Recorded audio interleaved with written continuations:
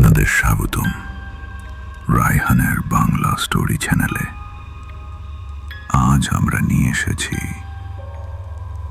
এক বাস্তব জীবনের গল্প, যা আমাদের দর্শক ইয়াসির ভাই আমাদের সাথে শেয়ার করেছেন। চলুন তাহলে শুরু করি। রাতের হাসপাতালের ফাঁকা করিডোরে আমি টহল দিচ্ছিলাম। হঠাৎ দেখি এক ডাক্তার সার্জারির সময়সূচির বোর্ডের সামনে চুপচাপ দাঁড়িয়ে আছেন। আমি এগিয়ে গিয়ে বললাম, হ্যালো ডাক্তার, কিন্তু কোনো উত্তর নেই। তিনি শুধু বোর্ডের দিকে তাকিয়েছিলেন। কিছুক্ষণ পর আমি অফিসে ফিরে গিয়ে সহকর্মীকে ঘটনাটা বললাম।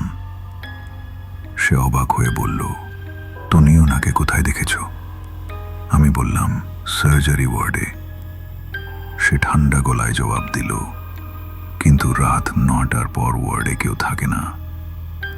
তুমি যাকে দেখেছ তিনি হচ্ছেন ডক্টর লুইসেতি। বহু বছর আগে তিনি হাসপাতালের ছাদ থেকে লাফিয়ে আত্মহত্যা করেছিলেন।